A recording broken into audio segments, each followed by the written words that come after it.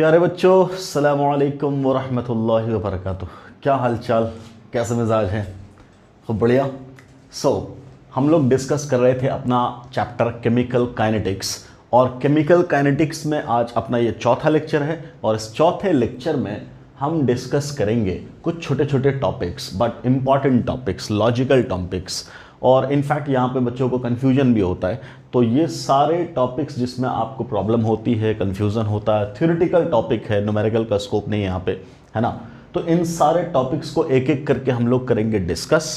अच्छे से इस लेक्चर को एंजॉय करना है, बढ़िया से समझना है, इन सारे कन्फ्यूजन्स को आज ही ख़त्म कर देना है, इसी लेक्चर में फिनिश कर देना है। सारी चीज़ों को एक बार कायदे से समझ लेना है और हमेशा के लिए याद रखना है। Like pseudo first order reaction की बात होती है, सब मॉलिक्यूलरिटी वहाँ पे क्या होती है, ऑर्डर ऑफ रिएक्शन क्या हो जाता है ना, किसके रेस्पेक्ट में हम लोग ऑर्डर देखते हैं, एक्सेसिव रिएजेंट क्या हो जाता, लिमिटिंग रिएजेंट क्या हो जाता, कैसे निकालते हैं, है ना। रेट कांस्टेंट क्या होता, रेट ऑफ रिएक्शन क्या होता, कॉन्सेंट्रेशन बढ़ाने से रेट कांस्टेंट बढ़ जाएगा कि रेट ऑफ रिएक्शन बढ़ जाएगा, टेम्परेचर बढ़ाने से रेट कांस्टेंट में फ़र्क पड़ता है कि रेट ऑफ रिएक्शन में फ़र्क पड़ता है कि दोनों में फ़र्क पड़ता है, कैसे फ़र्क पड़ता है, ये सारी चीज़ें होती हैं इनफैक्ट, है ना। तो कंफ्यूजन आता है बच्चों को, उन सारे कंफ्यूजन को इंशाल्लाह ये लेक्चर आपका ख़त्म कर देगा, बिल्कुल क्लियर कर देगा ये सारी चीज़ें। ठीक, बहुत अच्छे से इस लेक्चर को पढ़ना है समझ करके। ठीक, तो आज का जो अपना टॉपिक है, सबसे पहले हम लोग डिस्कस करेंगे, that is average and instantaneous rate. बहुत ही सिंपल सा टॉपिक है। एवरेज और इंस्टेंटेनियस का ज्ञान आप लोगों को पहले से भी होता है, बस हम लोग डिस्कस कर लेंगे, इस पर क्वेश्चन पूछा नहीं जाता, बट फिर भी हमें डिस्कस करना है क्या होता है एवरेज, क्या होता है इंस्टेंटेनियस। ओके, अगला है law of mass action and differential rate law. जो डिफरेंशियल रेट लॉ हम लोग लिखेंगे, रेट अभी तक हम लोगों ने रेट कांस्टेंट का इस्तेमाल करके एक्सप्रेशन नहीं लिखा, अब हम लोग लिखेंगे। अभी हम लोग सीधा क्या लिखते थे, del concentration of reactant divided by time, ये लिखते थे डेल टी। अब वही लिखेंगे क्या, उसको इस्तेमाल करेंगे किसके साथ, रेट कांस्टेंट के साथ, और कॉन्सेंट्रेशन डिपेंडेंस की बात करेंगे। क्लियर, किसके according, law of mass action के अकॉर्डिंग। फिर हम लोग डिस्कस करेंगे उसी रेट लॉ में एक चीज आएगी अल्फा बीटा पावर, है ना, तो उसको बोलेंगे हम लोग ऑर्डर क्या है और मॉलिक्यूलरिटी क्या है रिएक्शन का, ये भी हम लोग सीखेंगे इस लेक्चर में। अगली चीज फिर देखेंगे आगे चल करके सूडो ऑर्डर रिएक्शन क्या होता है। जैसे सवाल आता है सूडो फर्स्ट ऑर्डर रिएक्शन, क्या मतलब है सूडो फर्स्ट ऑर्डर रिएक्शन का, सूडो का कॉन्सेप्ट ही क्या है, ये सारी चीजें देखेंगे। अगला है rate constant and its unit. जब हम लोग रेट लॉ लिख लेंगे तो फिर बाद में हम लोग पढ़ेंगे कि साहब रेट कांस्टेंट है क्या और उसका यूनिट अलग अलग ऑर्डर के लिए उसका यूनिट क्या होगा, ये लिखने का तरीका हम लोग सीखेंगे। और finally experimentally determination of order of reaction, कि साहब ऑर्डर ऑफ रिएक्शन जो है उसको कैसे एक्सपेरिमेंटली डिटरमाइन करते हैं। वहां पे आप नो डाउट थोड़ा सा न्यूमेरिकल का इस्तेमाल होगा कि आपको डेटा गिवन होगा और बोला जाएगा बताओ ऑर्डर ऑफ रिएक्शन क्या है, order of reaction with respect to this reactant, order of reaction with respect to that reactant. Clear, what is the overall order of reaction, ये सारी चीजें पूछी जाती हैं, सवाल पूछा गया है इस टॉपिक से रिलेटेड। क्लियर, तो एक एक करके हम लोग सब कुछ देखेंगे। So let's start with the topic that is average and instantaneous rate. मैंने पिछले लेक्चर में ही बोला था कि आने वाला लेक्चर थोड़ा लंबा होगा, तो अगर ये सारे टॉपिक हम लोग इसी लेक्चर में अगर कर लेंगे डिस्कस, तो नो डाउट ये टॉपिक, ये अपना जो लेक्चर है वो लगभग 1 घंटा को तो एक्सीड कर ही जाएगा। तो अभी से मन बना करके रखिएगा कि ये सारी चीज़ें हमें डिस्कस करनी है।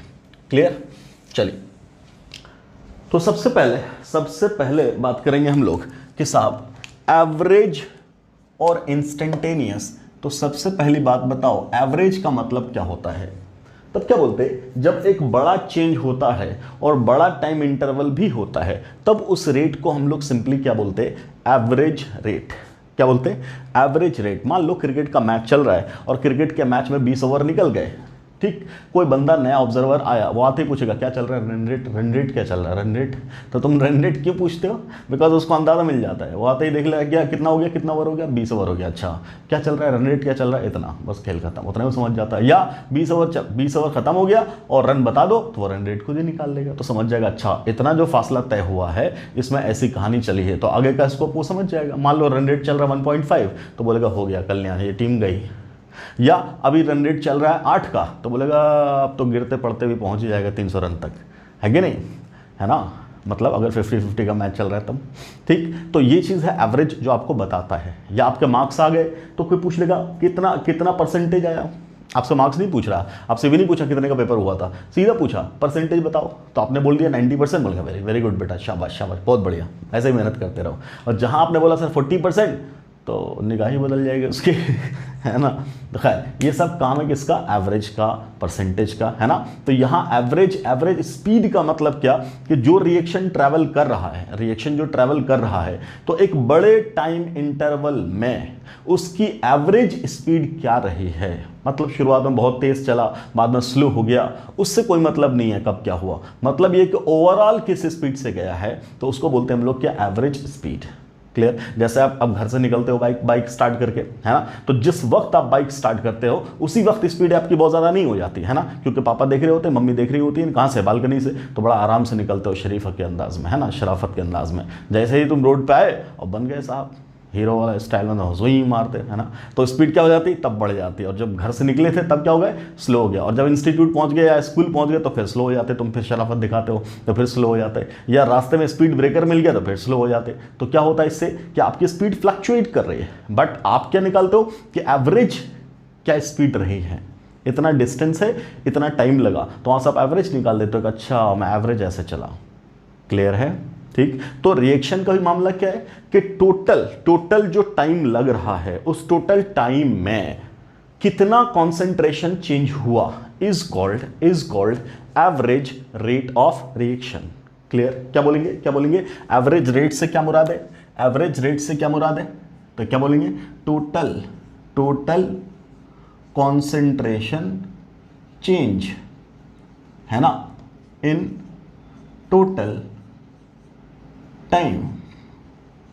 अब ये जो टोटल टाइम है ऑब्वियसली ये लार्ज टाइम इंटरवल होगा, क्या होगा, लार्ज टाइम इंटरवल की बात हो रही है। क्लियर। लार्ज टाइम इंटरवल की बात हो रही है, तो हम लोग बोलते हैं इसको क्या, एवरेज बोलो रेट। ठीक। अच्छा सर, इंस्टेंटेनियस रेट का मतलब क्या है, इंस्टेंटेनियस रेट का मतलब क्या, यहां भी सेम बात लिखेंगे, क्या लिखेंगे, बिल्कुल सेम बात, क्या, टोटल चेंज इन कॉन्सेंट्रेशन, ठीक, इन टोटल टाइम। अच्छा जी, यहां टोटल टाइम क्या है सर, तो बोलते हैं यहां जो टोटल टाइम है वो क्या बोलते हैं, फॉर क्या, वेरी शॉर्ट इंटरवल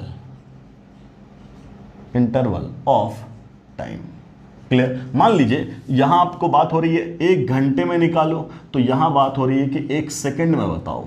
क्लियर। तो 1 सेकंड में कैसा चल रहा है तो उसको बोल रहे हैं इंस्टेंटेनियस, और ये 1 घंटे में ओवरऑल कैसा चला तो उसको बोलेंगे क्या, एवरेज। समझ में आ रही बात। हर सेकंड अगर आप वॉच कर रहे हो किसी चीज को तब बोलेंगे हर इंस्टेंट आपके ऊपर नजर रखी जा रही है, then that is called instantaneous rate. समझ में आ रही बात। क्लियर। और अगर आप रेट को डिटरमाइन कर रहे हैं एकदम लार्ज इंटरवल ऑफ टाइम के लिए, आपने रिएक्शन को स्टार्ट कर दिया और 1 घंटे बाद आकर के हालात देखे, तब बोला जाएगा एवरेज निकाला, आपको बीच का पता ही नहीं कुछ। लेकिन अगर आपने निगाह रखी हुई है हर सेकंड, तो आप बोलेंगे आपको हर इंस्टेंट के बारे में पता है ना, कि 30वें सेकंड पे क्या हुआ, 40वें सेकंड पे क्या हुआ, 2 मिनट के बाद क्या हुआ, 5वें मिनट पे क्या हुआ, है ना, 4 मिनट 49 सेकंड पे क्या कहानी थी, 10 मिनट 20 सेकंड पे क्या कहानी थी, ये सब आपको पता है। कब, जब आप हर वक्त चेक कर रहे हो। क्लियर। तो किसी पर्टिकुलर इंस्टेंट पे अगर हम लोग रेट देख रहे हैं तब उसको क्या बोलेंगे बेटा, instantaneous rate of reaction, instantaneous rate of reaction. Clear. तो इसको अगर हमें एक्सप्रेस करना होता है, इस रेट को अगर हमें एक्सप्रेस करना होता है तब बोलते हैं are average is equal to, मान लो कोई भी एक जनरल रिएक्शन ले लो, let the reaction is A giving B, तो आप या तो ए के टर्म्स में निकाल लो या बी के टर्म्स में निकाल लो, है ना, हमने कोई एलिमेंट्री रिएक्शन मान लिया ए गिविंग बी। क्लियर। तब क्या बोलोगे, आर एवरेज बराबर क्या हो जाएगा, बोलो क्या लिखोगे, minus del A over del T. Clear. समझ में आ रही बात। और यही अगर हम इंस्टेंटेनियस निकाल रहे हैं, आर इंस्टेंटेनियस, तब यही क्या हो जाएगा, बोलो, आर इंस्टेंटेनियस क्या हो जाएगा, तब इसी को तुम क्या लिखोगे, यही जो डेल टी है ना, अब डेल टी क्या है, वेरी निग्लिजिबल, बहुत शॉर्ट, बहुत कम वैल्यू, तब क्या बोल देते हैं, limit delta t tends to 0 जब कर देते तब यही चीज क्या हो जाएगी, बोलो, ये चीज क्या हो जाएगी, बोलो ये क्या होगा, del A by del t आपने अभी भी रखा है, और अब क्या बोले, डेल्टा टी टेंस टू 0, तब यही बन जाता क्या, बोलो D A upon d T, और यहाँ नेगेटिव साइन था तो यहाँ भी नेगेटिव साइन रहेगा।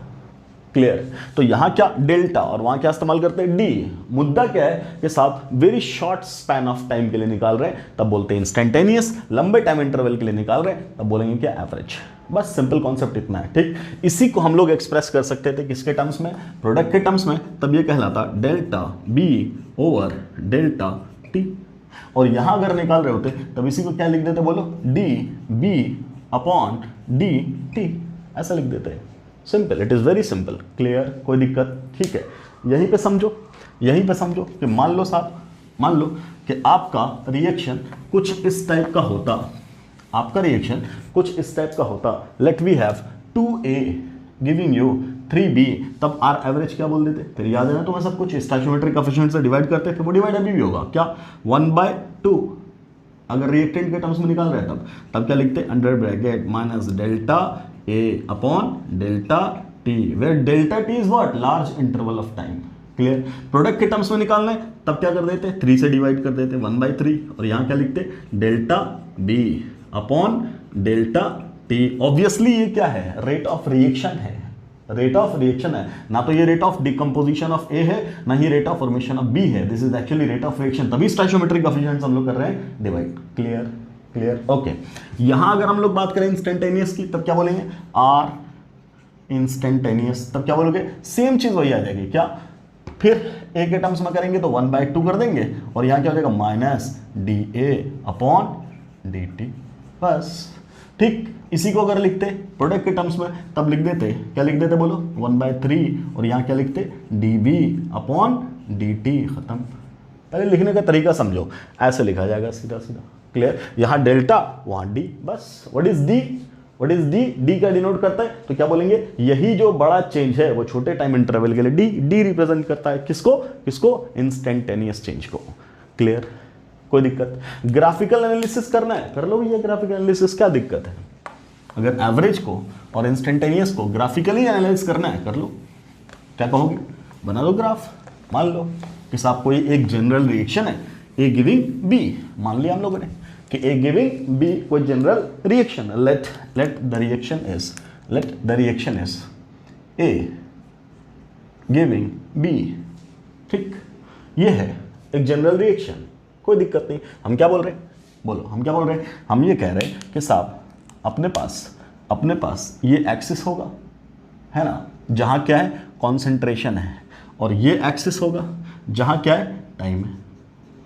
बस, कोई दिक्कत। अब आराम से बताओ, इनिशियली तो यहाँ से स्टार्ट होगा ना, क्लियर, इनिशियली तो इसकी कुछ ना कुछ वैल्यू होगी और ये तो जीरो होगा, तो जब इनिशियली बोल रहे हैं T1 पे और T2 पे, तो यहाँ एक वैल्यू होगी that will be called A0, और फाइनली एक समय के बाद तब उसको बोलेंगे AT, क्लियर। ये ऑब्वियसली क्या है, जीरो, नो डाउट। आप कुछ वैल्यू से भी स्टार्ट कर सकते हो सकता है आपने भी ले लिया कुछ, ठीक, लेकिन जनरली क्या बोल रहे हैं, अगर कुछ नहीं लिया तो वो क्या है, जीरो, वो तो बन रहा है, प्रोडक्ट क्या है, जीरो है, ठीक। फाइनली क्या होगा बोलो, इसका कुछ ना कुछ वैल्यू होगा, है ना, एट टाइम T, ऑब्वियसली वो सब हम जानते हैं कि यहाँ से जो निकलेगा वही वहाँ बनेगा, वो अलग मुद्दा है, बट इसको हम लोग BT बोल सकते हैं ना, बिल्कुल बोलेंगे सर, क्लियर। अगर आपने इनिशियली वैल्यू कुछ ले करके रखा हुआ है तब जीरो की जगह लिखेंगे B0, कोई दिक्कत, ठीक है। अब मुझे बताओ, अगर हम प्लॉट की बात करें तो आप क्या बोलोगे कि भाई साहब ए की कहानी क्या है, ए की कहानी क्या बोलो, ए ये तो time T is equal to T1 से T1, लेट वी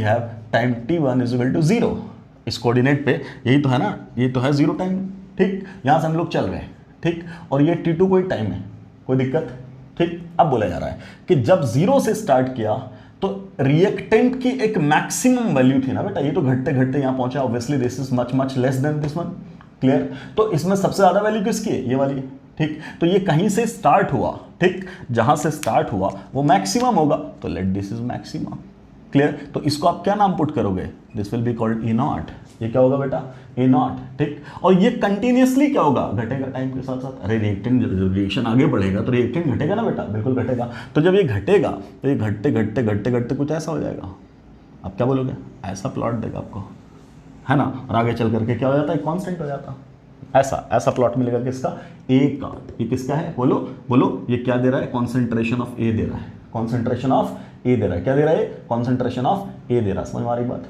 टाइम के साथ साथ, कोई इशू नो सर, ओके, ठीक। अब अगर हम बी की बात करें, बी की बात करें तो तुम क्या बोलोगे, व्हाट अबाउट बी, बोलिए व्हाट अबाउट बी। आप बी की क्या बात करेंगे, बोलिए। तो बी की बात हम लोग क्या बोलेंगे, मान लो ब्लू से मैं दिखा रहा हूँ या लाल से दिखा देता हूँ। बी की अगर हम लोग बात करें तब क्या बोल रहे हैं, इनिशियली बी कहाँ से शुरू हुआ, तो बोलेंगे जीरो से। कहाँ से शुरू हुआ, जीरो से, वो यहाँ से स्टार्ट हो रहा है और बढ़ते बढ़ते बढ़ते बढ़ते पहुँचेगा कहीं ना कहीं, क्लियर। और ये बढ़ते बढ़ते क्या होगा, कुछ ऐसा हमने मान लिया और ये भी कांस्टेंट हो जाएगा, एक सर्टेन रेंज में ये भी कांस्टेंट हो जाएगा।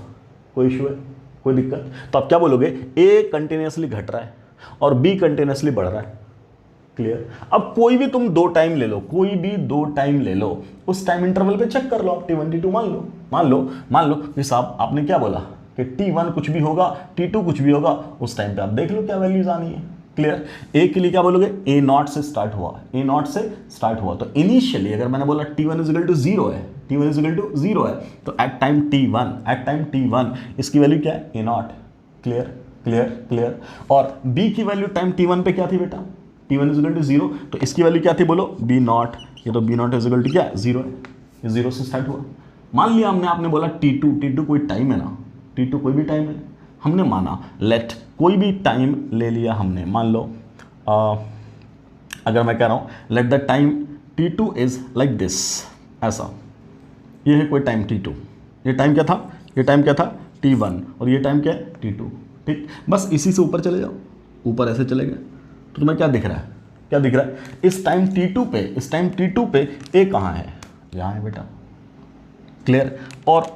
और बी कहाँ है, अच्छा एक बात, ये क्या है, ये है कॉन्सेंट्रेशन ऑफ बी का प्लॉट, और बी कहाँ है, बोलेंगे यहाँ है बेटा, ठीक। इसको यहाँ से मिला दे और इसको यहाँ से मिला दो, तो तुम क्या बोलोगे, ये तो तुम्हें साफ साफ दिख रहा है, क्या दिख रहा है, at time T1 is equal to 0, ये जो अपना क्या था, ए कहाँ था, मैक्सिमा पे, क्लियर। और at time T1 is equal to 0, ये कहाँ था, मिनिमा पे, मतलब ये 0 से स्टार्ट हुआ, ये sir no. At time T2, हमने अगर टाइम T2 ये माना तो उसी टाइम T2 पे ए घट करके यहाँ पहुँच चुका और बी बढ़ करके यहाँ पहुँच चुका, क्लियर क्लियर, समझ हमारी बात। What about T2 minus T1, यही तो डेल्टा टी है, यहाँ से लेकर के यहाँ तक, ये तो डेल्टा टी है, बोले यस सर नो, ये तो डेल्टा टी है, clear. This time interval will be called delta T. इस डेल्टा टी के दौरान आराम से समझना, ए का क्या चेंज हुआ सर, तो हम क्या बोलेंगे, ए कहाँ से कहाँ चेंज हुआ, तो हम क्या बोलेंगे सर, ए पहले कहाँ था, यहाँ था, पहले कहाँ था, यहाँ था, clear. T1 is equal to 0 यहाँ ना, यहाँ था, और यहाँ से कहाँ चेंज हुआ, यहाँ हुआ। तो अगर मैं बोलूँ कि साहब ए में चेंज कितना आया, तो तुम बोलोगे यहाँ से यहाँ तक का चेंज आया है, किसमें, बोलो बेटा किसमें, ए में। So that will be called delta A, that will be called delta A. बोलिए सर नो, कोई कंफ्यूजन है तो पूछो, नो सर, ओके। अगला सर, इसी टाइम इंटरवल में बी का कॉन्सेंट्रेशन कैसे चेंज हुआ, तो भैया बी कहाँ से कहाँ हुआ है, टाइम इंटरवल तो सेम है, तो ये यहाँ से स्टार्ट हुआ, ठीक, और T2 पे कहाँ है, T2 पे यहाँ है, तो इसका जो इंटरवल है, मतलब इसका जो चेंज है, दैट इज लाइक दिस, ये तो है, क्लियर। तो इसे तुम क्या बोलोगे, डेल्टा बी, इसे क्या बोलोगे, delta B, yes sir no, clear. इसे क्या बोलोगे, डेल्टा बी। अच्छा मुझे एक बात बता, मैंने बोला दोनों की वैल्यू सेम है, किसकी, स्टोइचियोमेट्रिक कोएफिशिएंट की। अगर स्टोइचियोमेट्रिक कोएफिशिएंट की वैल्यू सेम है तो हम लोग क्या जानते हैं, अगर यहाँ से, अगर ये ए था और यहाँ से x निकला तो यहाँ पे तो x ही बनेगा, ये सर नो। तो तुम क्या बोलोगे, ये वाला हाइट और ये वाला हाइट क्या होना चाहिए, अगर तुमसे पूछे ऐसे घुमा करके तो बोले ये लाल वाला हाइट और ब्लैक वाले हाइट के बारे में क्या ख्याल है, बोलेंगे सर दोनों सेम है, ये sir no. Why sir, because इनका स्टोइचियोमेट्रिक कोएफिशिएंट क्या है, सेम है। अगर स्टोइचियोमेट्रिक कोएफिशिएंट डिफरेंट हुआ तब तुम क्या बोलोगे, तब बोलेंगे definitely they will be different, ये सर नो। बोलिए होगा कि नहीं होगा, अरे सिंपली बोल, यहाँ कितना था 10 और यहाँ बच गया 4, तो गया कितना 6, तो डेल्टा ए कितना हुआ -6, मतलब 6 तो घटा, और यहाँ तुम क्या बोलोगे, 6 तो बना है, तो पहले 0 था अब 6 बन गया, तो यहाँ का फर्क कितना है 6, तो दोनों क्या हो गए बराबर, क्लियर। लेकिन यहाँ ए बोला मैंने और यहाँ बोला 2b, तो इक्वेशन के अकॉर्डिंग तुम क्या बोलोगे, यहाँ से जितना जाएगा उसका डबल यहाँ बनेगा। तो अगर 10 था और 4 बचा तो 6 गया ना, तो यहाँ का चेंज कितना है 6, और यहाँ बनेगा कितना 12, तो तुम क्या बोलोगे, यहाँ का चेंज कितना है डबल। इसका मतलब क्या हुआ, इसका वाला चेंज उससे ज्यादा है, इसका मतलब लाल वाला चेंज काले वाले से ज्यादा आ जाएगा इस कंडीशन में, यस और नो। ये क्या है, this is simply the change of B, yes और नो, समझिएगा, मैं रेट की बात नहीं कर रहा हूँ, मैं सिंपली चेंज की बात कर रहा हूँ। क्लियर क्लियर, अरे ये सर नो, बिल्कुल। और अगर यही लिख देते दो ऐसा सर, तब तुम क्या बोलते थे, यहां से जो निकलेगा उसका आधा यहां होता है, इसका मतलब ज्यादा कौन बदलेगा, तो ऑब्वियसली ज्यादा ये बदलेगा। तब क्या बोल देते, इसका वाला जो चेंज है, इसका वाला चेंज कौन है, काला वाला, तो काला वाला चेंज की वैल्यू क्या होती, लाल वाले चेंज से ज्यादा होती है। ये सर नो। तो क्या सर रेट ऑफ रिएक्शन दोनों के लिए अलग अलग आएगा, बिल्कुल नहीं आएगा, तभी तो उसको 2 से डिवाइड कर देते थे तो इक्वल कर देते थे। No doubt rate of formation of B, rate of disappearance of A, ये हमेशा डिफरेंट आएगा अगर स्टोइचियोमेट्रिक कोएफिशिएंट, अगर ध्यान से सुन, आदिमाग में मत सुन, अगर स्टोइचियोमेट्रिक कोएफिशिएंट अलग अलग हुआ तो इसका डिसअपियरेंस और इसका फॉर्मेशन कभी बराबर नहीं आ सकता, जबकि ओवरऑल रेट ऑफ रिएक्शन की वैल्यू बराबर लेते हैं। व्हाई, बिकॉज स्टोइचियोमेट्रिक कोएफिशिएंट से डिवाइड करते हैं।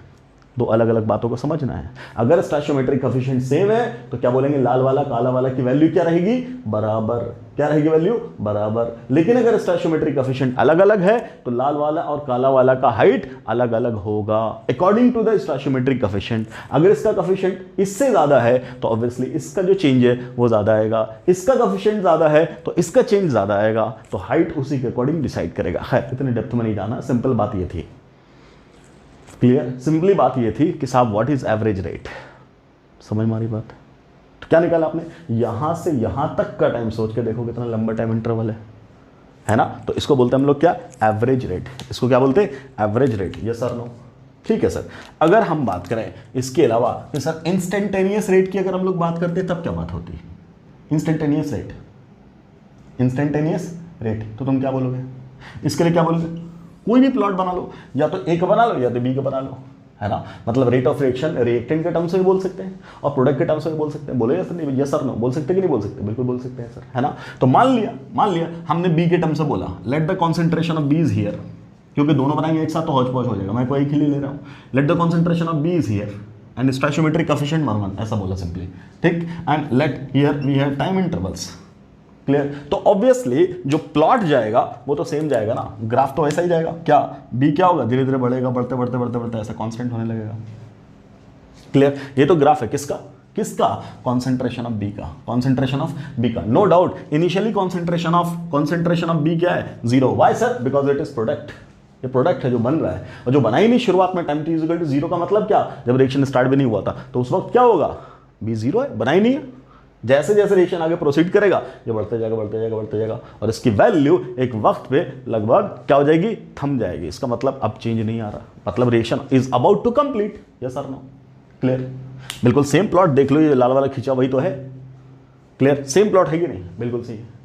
अगर हम बोलते रिएक्टेंट के टर्म्स में तो ग्राफ अपना ऐसा आता, यहां अगर कांस्टेंट हो जाता, जिसके टर्म्स में निकाल लो। अब मैंने बोला क्या कि साहब इंस्टेंटेनियस का मतलब क्या, यहां से लेकर के यहां तक ये सब अलग अलग टाइम इंटरवल्स हैं, ये सब अलग अलग टाइम इंटरवल्स हैं। बोलो यस और नो। अरे अगर मैं यही बोलूं तो ये जो टाइम इंटरवल है ये क्या बोलोगे, इनफाइनाइट नंबर ऑफ पॉइंट्स का ही तो कॉम्बिनेशन है ना, यहां से यहां तक का टाइम इंटरवल। तुम किसी भी पॉइंट पे निकाल सकते थे, वही चीज मैं अलग करके निकाल रहा हूं, किसी भी पॉइंट पे तुम्हारी मर्जी है निकालना। मान लो आपने बोला कि साहब मुझे इस पॉइंट पे निकालना है, इस स्टेज पे, नीचे आओ, टाइम की वैल्यू देखो, किस वक्त पे तुम्हें कहा जा रहा है। मान लिया तुमसे बोला गया इस सेकंड पे निकालो, मान लो मैंने आपसे बोला 1 2 3 4 5 6 7 8 9 10 11 12 13 14 है ना, ये 14 15 16 17 18 19 20 ऐसा दे रखा है सेकंड्स, है ना। तुमसे इकट्ठा बोला क्या 1 से 10 सेकंड के बीच का बता दो, या तुमसे अब क्या बोल रहा है 11वें सेकंड पे क्या आंसर है, मतलब क्या एट 11th सेकंड रिपोर्ट करिए। 11वें सेकंड पे क्या हालत है, तो तुम क्या बोलोगे 11 सेकंड की कहानी निकालना। इसका मतलब किसी पर्टिकुलर पॉइंट पे, जब भी पर्टिकुलर पॉइंट की बात करेंगे हम उस पॉइंट पे एक टेंजेंट डाल देंगे। क्या डाल देंगे, बोलो, उस पॉइंट पे एक टेंजेंट डालने की कोशिश करेंगे, कुछ ऐसा। ये टेंजेंट होगा अपना,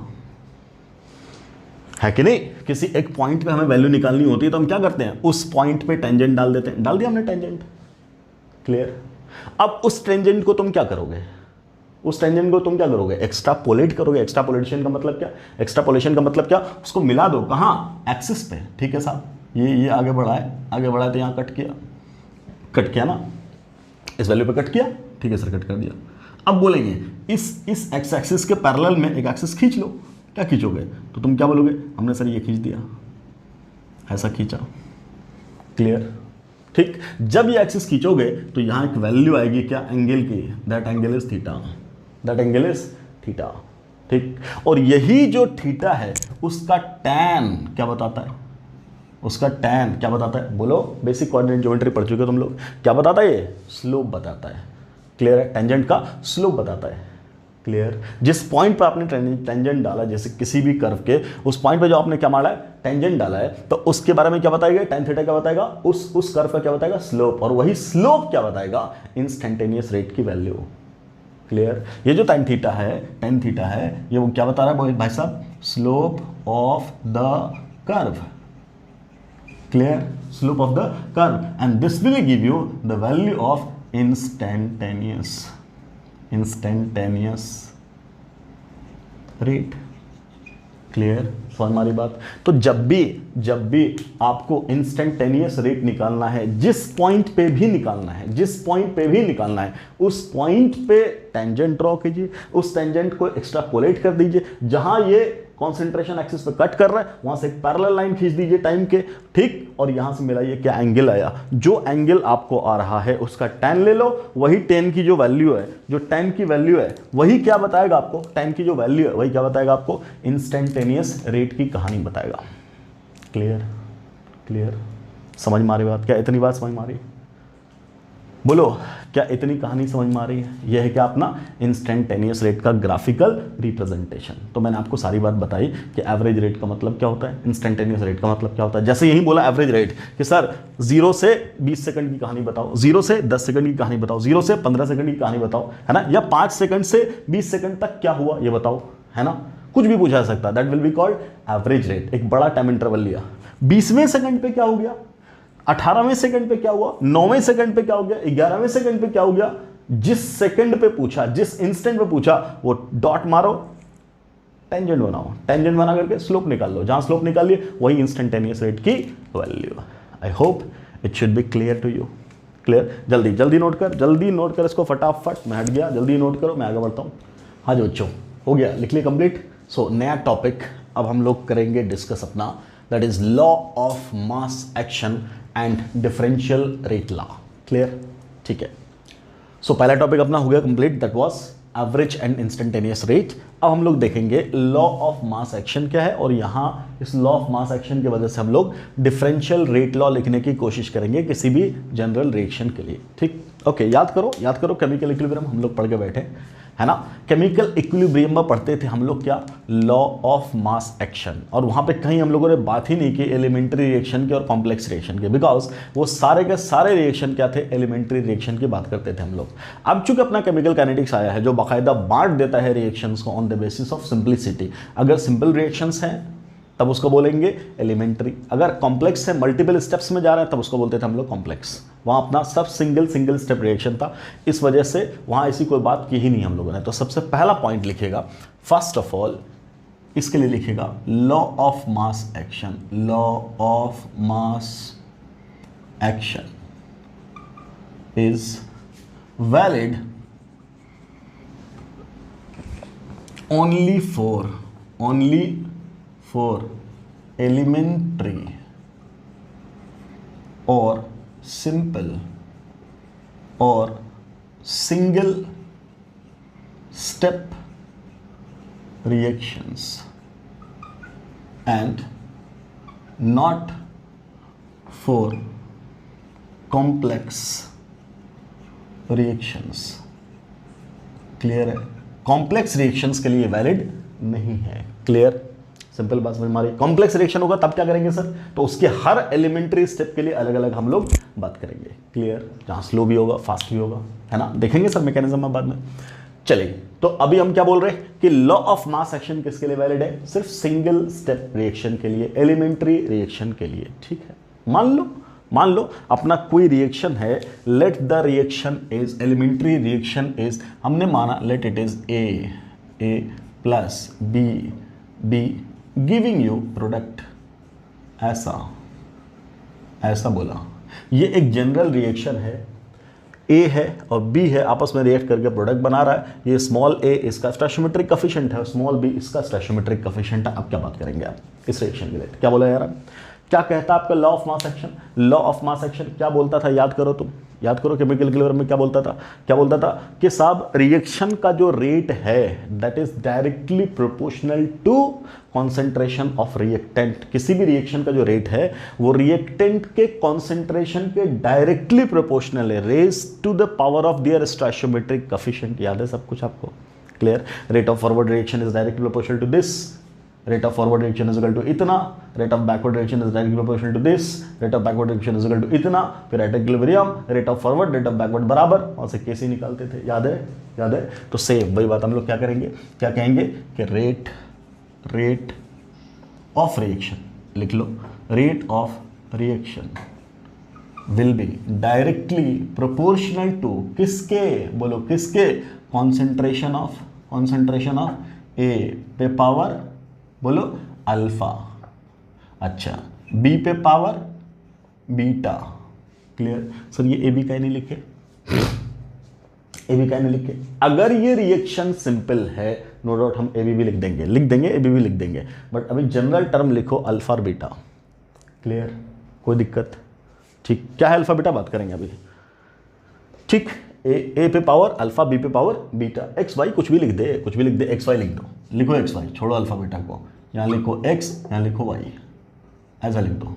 ठीक, तो अगर rate of reaction directly proportional है तो इसी रेट को जब लिखेंगे तो रेट बराबर क्या लिख देंगे आप? रेट का मतलब rate of reaction. Clear? Equal to, तो कोई कांस्टेंट होगा, एट द कांस्टेंट इज के, और ये क्या है बोलो? ए की पावर एक्स और बी की पावर वाई, ऐसा लिखा। क्लियर? और यही जो एक्सप्रेशन है इस एक्सप्रेशन को नाम देंगे रेट लॉ। नो डाउट अभी हम इसको बराबर करेंगे डिफरेंशियल वाले फॉर्म से। इसको बोल रहे क्या? Rate law. क्या बोल रहे? Rate law. समझ में आ रही बात? समझ में आ रही बात? इसको क्या बोल रहे? Rate law. अच्छा सर, तो सर ये एक्स और वाई क्या है? एक्स और वाई क्या है? What is x? X is order, यही डिफाइन होता है क्या? Order of reaction with respect to बोलो reactant A, and what is Y sir? Y is order of reaction with respect to reactant B. So X plus Y को मिला करके क्या बोलते हैं बेटा? order of reaction। इन दोनों को मिला के क्या बोलते हैं? Order of reaction. What is के? के इज सिंपली रेट कांस्टेंट। बस अभी इतना बोल करके निकल जाएंगे, आगे इसके ऊपर चर्चा करेंगे डिटेल में, फुल डिटेल में। आरएनएस इक्वेशन पूरा इसी के ऊपर है ना, आएगा बाद में, अभी फिर आएगा थोड़ी देर के बाद, है ना, जब रेट कांस्टेंट की यूनिट की बात करेंगे। ठीक, समझ में आ रही बात? क्या है एक्स? एक्स क्या है? Order with respect to A. What is y? Order with respect to B. What is x plus y? That is order, overall order of reaction. What is k? K is your rate constant. K is your rate constant. इतना clear है? चलिए, इतना clear है, बहुत बढ़िया। अब आइए, अब क्या बात हो रही है? अब क्या बोला मैंने ये बोला कि रिएक्शन सिंपल भी हो सकते और कॉम्प्लेक्स भी हो सकते। रिएक्शन सिंपल भी हो सकते और कॉम्प्लेक्स भी हो सकते। ध्यान से सुनो, अगर ये रिएक्शन, अभी तो मैंने सिंपल बोला था, मैं बोल रहा हूं जनरल। अगर ये reaction, if the given reaction is simple, is elementary, बोल एलिमेंट्री। अगर ये रिएक्शन एलिमेंट्री है, अगर ये रिएक्शन एलिमेंट्री है, तब हम क्या बोल सकते हैं? तब हम बोल सकते हैं देन इसी रेट लॉ को हम लोग सीधा लिख देंगे। अगर तुमको बोल दिया जाए साफ साफ कि दिस इज एलिमेंट्री रिएक्शन, तब इस रेट लॉ को सीधा सीधा लिखेंगे क्या? Concentration is equal to rate constant के, concentration of A, concentration of B, यहाँ का स्टोइचियोमेट्रिक कोफिशिएंट यहाँ और यहाँ का स्टोइचियोमेट्रिक कोफिशिएंट यहाँ। इसका मतलब इस कंडीशन में x is equal to a and y is equal to b। समझिएगा क्या बोला यार? कि अगर रिएक्शन एलिमेंट्री है तब तो लिखा जा सकता है किसको? स्टोइचियोमेट्रिक कोफिशिएंट को पावर बना के। जो हम केमिकल इक्विलिब्रियम में करते थे। और मैंने अभी बताया आपको केमिकल इक्विलिब्रियम के सारे रिएक्शन सिंपल थे, इसलिए हमेशा ही पावर बना देते थे किसको, रिएक्टेंट के स्टोइचियोमेट्रिक कोएफिशिएंट को। बट ये ध्यान से सुनिएगा, but if the given reaction is complex, अगर ये कॉम्प्लेक्स हो गया बेटा, then x will never be equal to a and y will never be equal to b। समझ में आ रही बात? क्लियर? क्या बोला जा रहा है, क्या बोला जा रहा है? अगर कॉम्प्लेक्स रिएक्शन हुआ, अगर कॉम्प्लेक्स रिएक्शन हुआ तब क्या बोला जा रहा है, तब क्या बोला जा रहा है कि x और x सॉरी मतलब a और b को डायरेक्टली उस वहां पे उठा करके नहीं पुट करेंगे, वो हमेशा क्या पुट करेंगे, x और y के फॉर्म में, x और y के फॉर्म में। और हम एक्सपेरिमेंटली कैलकुलेट करके लाएंगे, एक्सपेरिमेंटली कैलकुलेट करके लाएंगे कि बताओ भैया x की वैल्यू क्या है और y की वैल्यू क्या है। मतलब डायरेक्टली हम लोग यहां पुट नहीं कर सकते, पहले हम क्या निकाल कर लाएंगे, एक्सपेरिमेंटली लाएंगे, एक्सपेरिमेंटली लाएंगे। क्लियर? बहुत बहुत आराम से सुना, यहाँ पे कंफ्यूजिंग स्टेटमेंट आने वाला है तो बहुत सुकून से सुनना। क्या बोल रहा हूँ मैंने क्या बोला, मैंने साफ साफ, इनफैक्ट मैंने उल्टा करके बोला है, साफ साफ सुनना। क्या बोल रहा हूँ मैं कि अगर तुम्हें एलिमेंट्री स्टेप पता है तब तो तुम डायरेक्ट लिखो, डायरेक्ट लिख दो, या उल्टा सुनो, अगर ऐसा लिख गया, अगर तुम्हारा रेट लॉ ये मिला, इसका मतलब क्या है, बोलो कि बराबर यहाँ x की जगह क्या आ गया a और y की जगह क्या हो गया b, ऐसा दिख गया ना साफ साफ। तो तुम यहाँ से देख करके तो लिख दिए, अगर देख के लिख दिए इसका मतलब क्या, रिएक्शन एलिमेंट्री था, रिएक्शन एलिमेंट्री था, या एलिमेंट्री रिएक्शन दे दिया गया तो आपने डायरेक्ट लिख दिया। ठीक, अगर आपका रिएक्शन कॉम्प्लेक्स है तो कभी भी देख करके डायरेक्ट नहीं लिखेंगे, वो स्टोइचियोमेट्रिक कोएफिशिएंट के बराबर होगा ही, ऐसा कुछ नहीं है। हम क्या करेंगे, एक्सपेरिमेंटली उसको चेक करेंगे और आपको एक्सपेरिमेंटली डेटा दिया जाएगा, कैसे निकालते हैं ऑर्डर हम बताएंगे आपको। हाँ, अगर आपको साफ बोल दिया कि ये एलिमेंट्री रिएक्शन है, वन स्टेप रिएक्शन है, तब लिख दो सीधा, कोई दिक्कत नहीं है। क्लियर? क्लियर? लेकिन अगर आपको कॉम्प्लेक्स बोला, अगर आपको कॉम्प्लेक्स बोला तब साफ साफ बात क्लियर क्या है कि डायरेक्टली हम इसकी पावर a और b नहीं लिख सकते, x is equal to a, y is equal to b ही होगा, ऐसा कोई जरूरी नहीं है। आपको चेक करके लाना पड़ेगा। कहां से चेक करके लाना पड़ेगा, बोलो? एक्सपेरिमेंटली। एक्सपेरिमेंटली चेक करेंगे और चेक करने के बाद बताएंगे, क्या बताएंगे, बोलो क्या बताएंगे? ये एक्सपेरिमेंटली चेक करने के बाद क्या बताएंगे कि साहब x की वैल्यू क्या आ रही है, y की वैल्यू क्या आ रही है, वो वैल्यू निकालेंगे और उस वैल्यू को पुट करेंगे। कहाँ? इस रेट लॉ में। कहाँ पुट करेंगे? इस रेट लॉ में। क्या इतना सबको क्लियर है? क्या इतना सबको क्लियर है? क्या समझ मारी बात? ठीक, तो क्या बोला गया, क्या बोला गया आपको, बोलो? x और y क्या है सर? x और y क्या है जनरल रिएक्शन के लिए? x और y क्या है? ऑर्डर ऑफ द रिएक्शन है। x और y क्या है? ऑर्डर ऑफ द रिएक्शन है। ठीक है, अगर ये ऑर्डर ऑफ द रिएक्शन है, बताओ मैं इसको, अगर ये ऑर्डर ऑफ द रिएक्शन है तो अब सुनिएगा कि सर रिएक्शन का जो ऑर्डर है, रिएक्शन का जो ऑर्डर होता है उसकी वैल्यू क्या क्या हो सकती है, अब उसके बारे में बात करेंगे। मतलब अब अपना हल्के से नई हेडिंग ही लग गई और उस हेडिंग का नाम ही क्या हो गया, ऑर्डर ऑफ रिएक्शन। अपना हेडिंग ही बदल गया, क्या? ऑर्डर ऑफ रिएक्शन, है ना? इसके बारे में हम लोग कर लेते हैं चर्चा। क्या?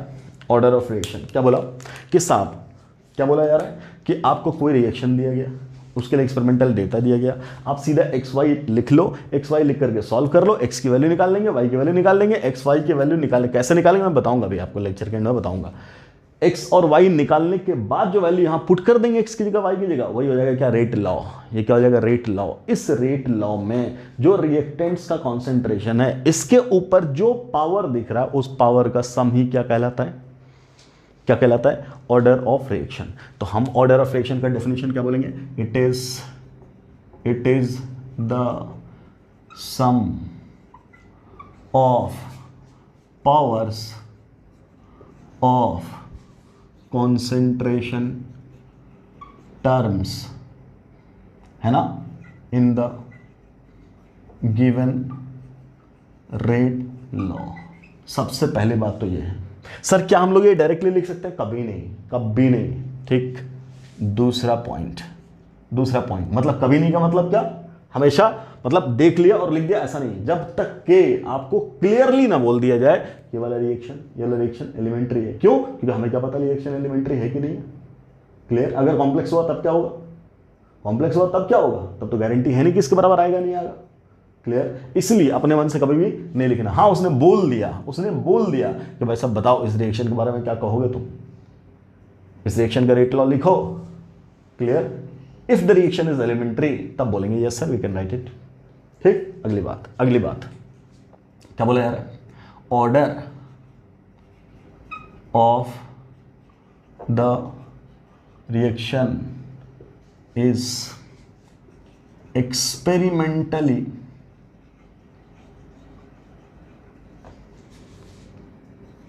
calculated always, मतलब दिस इज एक्सपेरिमेंटल प्रॉपर्टी। अगली बात सुनिएगा, order of reaction may be 0 और क्या नेगेटिव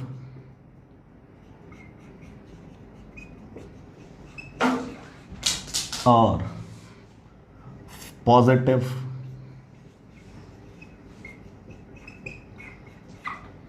इवन फ्रैक्शनल। बिल्कुल ध्यान से लिखिएगा इन सबको, मैंने बोल्ड में लिखा।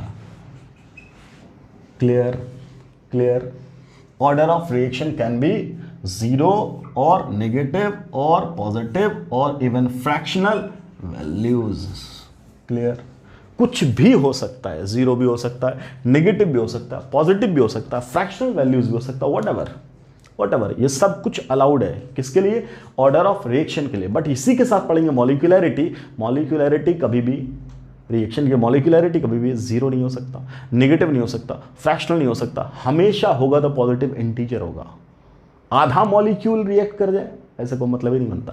बट ऑर्डर ऑफ रिएक्शन के लिए अभी हम लोग ऑर्डर पढ़ रहे हैं। ऑर्डर के लिए क्या बोल रहे हैं? It may B positive, it may B negative, it may B fractional, it may be 0, it may B positive integer, whatever, कुछ भी आ जाए एवरीथिंग इज एक्सेप्टेबल। जल्दी इसको नोट कर, जल्दी से पूरा बोर्ड फटाफट नोट करिए, जल्दी से करो,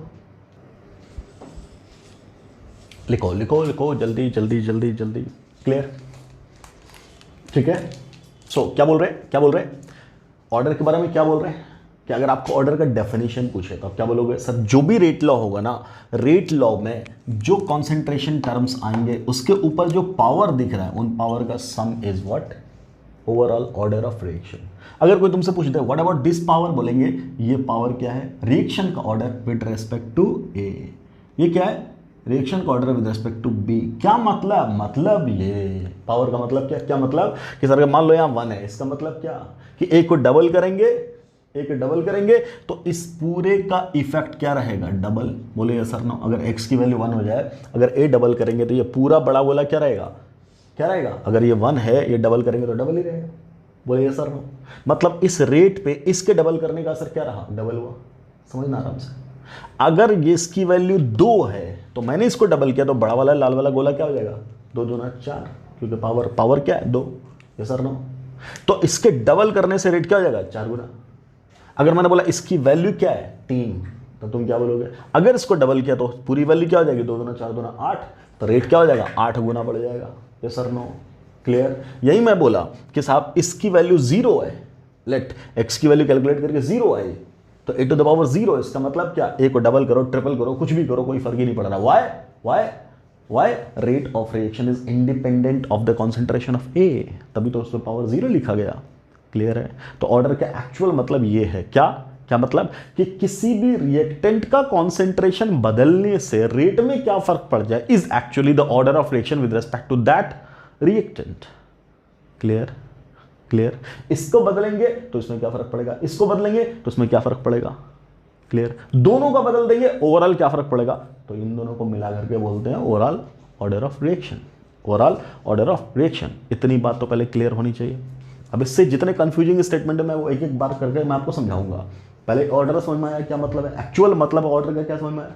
ओके, अब मैंने क्या बोला, पहली बात तो ये क्लियर हो गई, सम ऑफ पावर है, ठीक है साहब, इसमें कोई कंफ्यूजन है ही नहीं।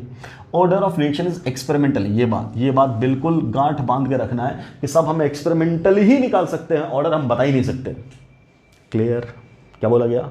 Order is always experimental quantity, it can never be determined theoretically unless and until the given reaction is elementary. है सर? अब देखोगे सर, क्योंकि आप 12th लेवल पर आप रिजिड हो जाओगे, सर सवाल में तो ऐसा आता है, बिल्कुल आता है, बेवकूफ़ लोग हैं मगर बोले जो है घुमा देते हैं आपको। आता है सवाल, एग्जाम में भी पूछ दिया जाता है, आपको सिंपल रिएक्शन दे दिया, बोला भाई साहब इसका ऑर्डर क्या है, इसका ऑर्डर क्या है, ठीक, 1 2 3 4 दे दिया ऑप्शन में। अगर ऑप्शन में एक ऑप्शन ऐसा हो, it can not be determined,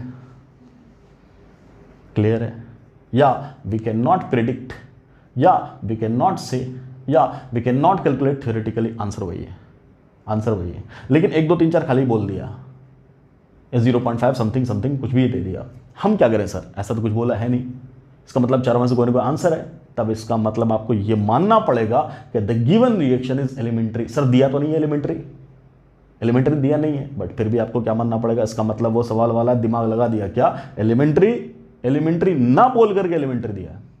तो सर हम रट्टा मारेंगे? नहीं रे, बिल्कुल नहीं मानना है, जो दिया ना उसी को एलिमेंट्री मान ले, एलिमेंट्री मान करके तुम रिएक्शन का मतलब क्वेश्चन का आंसर करो। क्लियर? जैसे मैंने बोला आपको क्वेश्चन दे दिया जाए क्या, कि let 2a plus b giving product, बताओ इस रिएक्शन का ऑर्डर क्या है? हम बोलेंगे 3।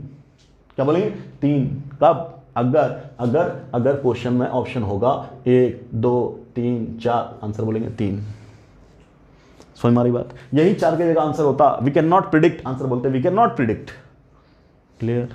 समझ मारी बात? लेकिन यहां तो नहीं बोला वी कैन नॉट प्रिडिक्ट, इसका मतलब क्या है कि तुम इसको एलिमेंट्री मानते हुए आंसर दो। बात को एकदम बारीकी लेवल तक समझना है। नो डाउट हम लोग जानते हैं, हम नहीं बता सकते भाई, कहां से बताएंगे? एक्सपेरिमेंटली। क्लियर? तो ये बात पहले क्लियर हुई, ओके। अब आ जाओ, order of reaction can be 0, negative, positive, even, fractional.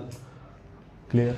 Reaction का ऑर्डर 0 भी हो सकता है, नेगेटिव भी हो सकता है, फ्रैक्शन भी हो सकता है। अब ध्यान से सुन, बहुत ध्यान से सुन, अगर 0 हो गया, अगर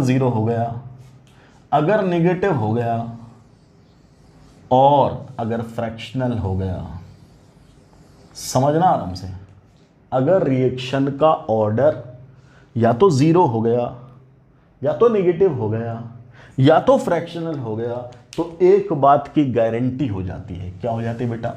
लिखना इस बात को। तब इस बात की गारंटी हो जाती क्या भैया, कि आपका जो रिएक्शन है, then the reaction is complex. बहुत ध्यान से बात सुनिएगा। क्लियर? मान लो मैं भी दूंगा सवाल कि साहब आपको सवाल दिया कि साहब एक रिएक्शन है जिसके लिए रेट लॉ है। क्या है rate law is equal to rate constant के, a to the power 1 b to the power -1। और पूछा गया आपसे क्या, बताओ भाई साहब इस रिएक्शन का रेट लॉ ये है, रिएक्शन सिंपल है कि कॉम्प्लेक्स है? रिएक्शन सिंपल है कि कॉम्प्लेक्स है? क्या बोला मैंने भी आपको? मैंने क्या बोला आपको? अगर ऑर्डर ऑफ रिएक्शन 0 आया, या नेगेटिव आया, या फ्रैक्शनल आया, तो तुम क्या बोलोगे? आपका रिएक्शन 100% क्या है? कॉम्प्लेक्स। 100% एकदम आंख बंद करके क्या बोलेंगे? कॉम्प्लेक्स। आंख बंद करके क्या बोलेंगे? कॉम्प्लेक्स। बिल्कुल क्लियर है? ओके। अब दूसरी बात सुन, अगर पॉजिटिव इंटीजर आया, तब क्या बात है? अगर रिएक्शन का ऑर्डर पॉजिटिव इंटीजर आया, तब क्या बात है? तब दो बात है। Reaction, the given reaction may B क्या? एलिमेंट्री और कॉम्प्लेक्स। क्या मतलब? सर कॉम्प्लेक्स के लिए भी पॉजिटिव आता है? बिल्कुल आता है, लेकिन आपको पता नहीं। क्लियर? इसलिए तो मैंने अभी बोला था क्या कि सर ये और ये अगर पॉजिटिव इंटीजर है, ठीक है मैं लिख दूं डायरेक्ट? अरे नहीं रे, क्यों नहीं लिख रहे डायरेक्ट? बिकॉज सर कॉम्प्लेक्स के लिए भी तो हो सकता है, क्लियर है, कॉम्प्लेक्स के लिए भी तो हो सकता है, ये सर नो, क्लियर, इसके बराबर कॉम्प्लेक्स के लिए भी तो आ सकता है। मैंने अभी बोला ना कि 2a और प्लस b मतलब ये 2 और ये 1 टोटल कितना हो गया 3, तो 3 जो ऑर्डर है क्या वो कॉम्प्लेक्स का नहीं आएगा, आता है, ये सर नो, तो क्या तुम डायरेक्टली देख करके सीधा बोल दोगे यही है, क्लियर, समझ हमारी बात। तो क्या बोला जा रहा है कि जो पॉजिटिव इंटीजर की वैल्यू है वो कॉम्प्लेक्स के लिए भी आ सकती है, कॉम्प्लेक्स के लिए भी आ सकती है और एलिमेंट्री के लिए भी आ सकती है। लेकिन अगर अगर क्या बोला जीरो है, नेगेटिव है, फ्रैक्शन है, तब हर हाल में क्या बोलेंगे, तब हर हाल में क्या बोलेंगे, हर हाल में क्या बोलेंगे, रिएक्शन कॉम्प्लेक्स नेचर का है, रिएक्शन कॉम्प्लेक्स नेचर का है, क्लियर। और अगर पॉजिटिव आया फिर दो ऑप्शन है, कॉम्प्लेक्स भी हो सकता है, एलिमेंट्री भी हो सकता है। लेकिन एक बात गारंटी है क्या, कि अगर एलिमेंट्री है फ्रैक्शनल नहीं होगा, जीरो नहीं होगा, नेगेटिव नहीं होगा, ऑलवेज पॉजिटिव इंटीजर ही होगा। मतलब उल्टा कि रेट लॉ अगर आपको कह दिया गया यहां की पावर a है और यहां की पावर b है, यहां की पावर a है और यहां की पावर b है, तब क्या बोल रहे, आपका रिएक्शन क्या है, बोलो आपका रिएक्शन क्या है, क्या बोल सकते हैं, तब क्या बोल रहे हैं, एलिमेंट्री, तब क्या बोल रहे हैं, एलिमेंट्री। या उल्टा बोल दो, अगर ये एलिमेंट्री है तब यहां क्या हो सकता है, a और क्या b हो सकता है, क्लियर। और अगर a और b नहीं हुआ तब हर हाल में क्या बेटा, कॉम्प्लेक्स है। इतनी बात समझ मारी। अब ध्यान से सुनो सवाल तुमसे पूछे, क्या किसी भी एलिमेंट्री रिएक्शन का ऑर्डर जीरो हो सकता है, बोलेंगे नहीं। क्या किसी भी एलिमेंट्री ऑर्डर का रिएक्शन नेगेटिव और रिएक्शन का ऑर्डर नेगेटिव हो सकता है, बोलेंगे नहीं। क्या किसी भी एलिमेंट्री रिएक्शन का ऑर्डर फ्रैक्शनल हो सकता है, बोलेंगे बिल्कुल नहीं। क्या किसी भी एलिमेंट्री रिएक्शन का ऑर्डर सिंपल इंटीजर हो सकता है, बोलेंगे बिल्कुल 100%। अब ध्यान से सुन, अगर किसी भी रिएक्शन का ऑर्डर सिंपल इंटीजर है तो क्या वो एलिमेंट्री रिएक्शन ही होगा, नहीं, एलिमेंट्री भी हो सकता है, कॉम्प्लेक्स भी हो सकता है, एलिमेंट्री भी हो सकता है, कॉम्प्लेक्स भी हो सकता है। फिर से सुन, किसी रिएक्शन का कोई एक जनरल रिएक्शन है जिसका ऑर्डर पॉजिटिव इंटीजर आया, क्या वो रिएक्शन हर हाल में एलिमेंट्री होगा, नहीं, it may be integer, sorry it may be elementary, it may be complex. लेकिन अगर फ्रैक्शनल है, जीरो है, नेगेटिव है, तो फिर एलिमेंट्री नहीं हो सकता, that will be always complex. क्या इतनी बात सबको क्लियर है, समझ हमारी बात, ठीक। कॉम्प्लेक्स और एलिमेंट्री का फर्क समझ में आया, ऑर्डर ऑफ रिएक्शन की पूरी बात समझ में आई आपको, is it very very clear. अब सिर्फ क्या बच गया अपना कि ऑर्डर ऑफ रिएक्शन कैलकुलेट करना, कैसे, एक्सपेरिमेंटली, वो निकाल लेंगे, अभी हम लोग कर लेंगे, उसके लिए कोई दिक्कत नहीं है, क्लियर। क्या इतना समझ में आ रहा है, ठीक। इसी के साथ अभी हम लोग मॉलिक्यूलरिटी भी डिस्कस करेंगे, बट पहले बताओ क्या इतना सबका क्लियर हुआ, अगर क्लियर हो गया तो अब आओ। तो ये था अपना क्या, ऑर्डर ऑफ रिएक्शन। तो ऑर्डर ऑफ रिएक्शन के बारे में क्या बोले, बोलो, ऑर्डर ऑफ रिएक्शन के बारे में क्या बोले, बोलिए, ऑर्डर ऑफ रिएक्शन के बारे में क्या बोले। ऑर्डर के बारे में हमने ये बोला कि साहब ऑर्डर क्या हो सकता है, जीरो हो सकता है, और क्या पॉजिटिव हो सकता है, और क्या निगेटिव हो सकता है, और क्या फ्रैक्शनल भी हो सकता है। क्या, ऑर्डर ऑफ रिएक्शन। अगर फ्रैक्शनल हुआ, जीरो हुआ, नेगेटिव हुआ, तब क्या बोलेंगे बेटा, तब क्या बोलेंगे, the reaction is 100% complex.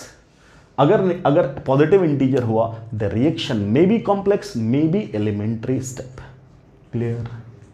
Direct देख करके कभी आंसर नहीं लगाएंगे, लेकिन अगर नीट के सवाल में आए, आईआईटी के सवाल में आए, किसी भी सवाल में आ जाए, बगैर दिए हुए डायरेक्ट दे दिया और आंसर 1 2 3 4 टाइप की चीज है, तब बोलेंगे वही आंसर है। कैन नॉट प्रिडिक्ट वाला ऑप्शन है, बोलेंगे कैन नॉट प्रिडिक्ट। ये सब बातें क्लियर है। अब कि सर हम लोग ये ऑर्डर निकालते कैसे, आप बोल रहे हो एक्सपेरिमेंटल कैसे निकालते हैं, लिखो,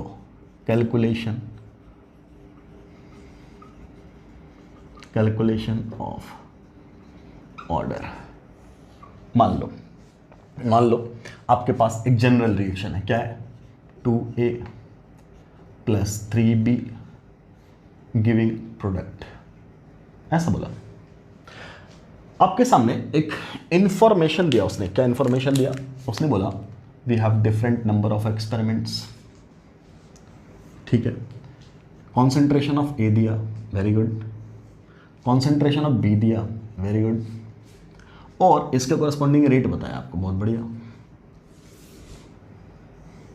ठीक है, पहला एक्सपेरिमेंट किया, बोला इसका कॉन्सेंट्रेशन 0.1 मोलर लिया, इसका भी कॉन्सेंट्रेशन 0.1 मोलर लिया, ठीक, ऐसा कोई दिक्कत? तो इसका ऑर्डर आया, इसका जो रेट आया दैट इज 0.01, ऐसा रेट का कुछ भी वैल्यू ले लिया उसने, मतलब यूनिट कुछ भी ले लिया, लेट दैट इज 0.01 ऐसा। अच्छा ठीक है, दूसरा एक्सपेरिमेंट किया भाई, क्या एक्सपेरिमेंट किया कि साहब दूसरे में ये 0.1 ही रहने दिया, उसकी वैल्यू 0.2 कर दी, क्लियर, इसकी वैल्यू रह गई 0.01, बहुत बढ़िया। तीसरा एक्सपेरिमेंट उसने किया जहां इसको ले लिया 0.4 मोलर और इसको ले लिया 0.1 मोलर, क्लियर। तो क्या पाया, इसकी जो वैल्यू हो गई वो हो गई 0.04 ऐसा, ये मिला, ऐसा मिला, ठीक। और आपसे बोला कि भाई साहब ये एक्सपेरिमेंटल एनालिसिस है, आप जो है इस रिएक्शन का ओवरऑल ऑर्डर बता दो, ओवरऑल ऑर्डर बता दो, दिस इज द वे। मतलब ये वो टॉपिक है जहां से सवाल आता है, ये वो टॉपिक है जहां से सवाल आता है, इसलिए बहुत ध्यान से पढ़िएगा इस टॉपिक को, क्लियर, समझिएगा। मैं तरीका क्या अपना रहा हूँ, बाद में मैं सीधा शॉर्टकट बता दूंगा, आप वहां से भी कर लोगे। कुछ क्वेश्चंस होते हैं जिसको कॉम्प्लेक्स बना दिया जाता है, तो फिर वहाँ लॉग की मदद लेनी पड़ती है, अदरवाइज क्वेश्चन बहुत सिंपल हो जाते हैं। मैं आपको करके सॉल्व करवा रहा हूँ ठीक से, उसके बाद शॉर्टकट से, ठीक। फिर कुछ क्वेश्चंस होंगे टिपिकल जिसमें लॉग की भी वैल्यू बता दूंगा आपको, पहले समझ लो, क्लियर, ठीक। देखो आपको क्या करना है, जो रिएक्शन दे रखा है उसके लिए एक अपना हाइपोथेटिकल रेट लॉ लिख लो।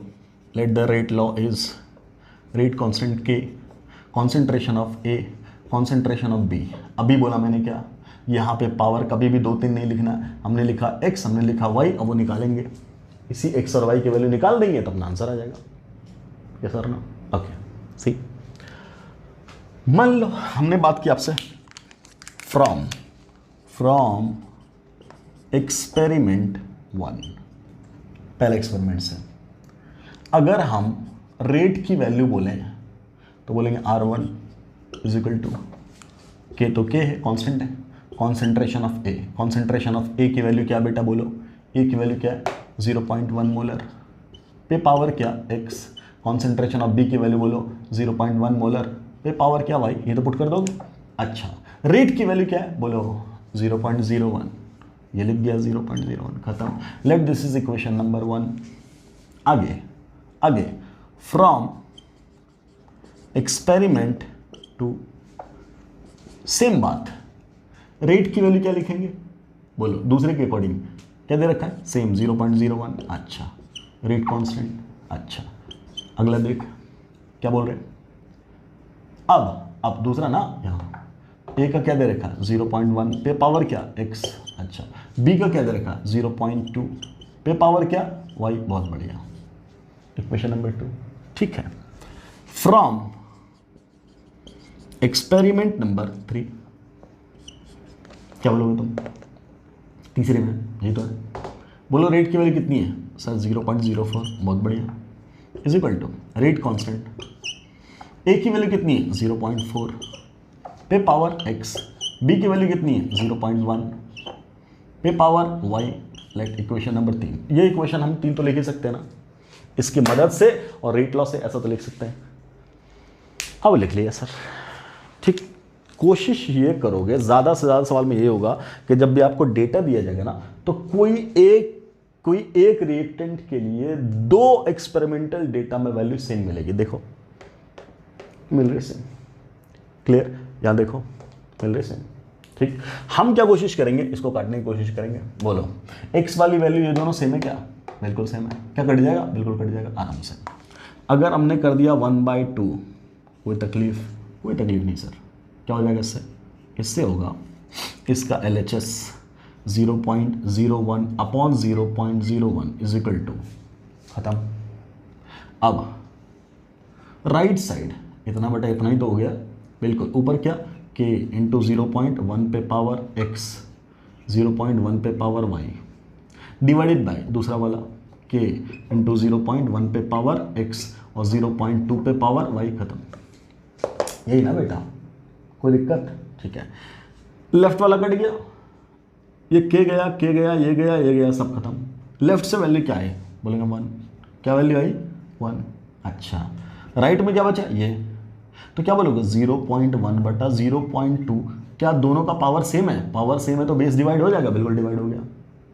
ठीक है, जब ये डिवाइड हो गया तो यहाँ से क्या पता चला, तो बोलेंगे 1 इजिकल टू क्या, 1/2 पे पावर y।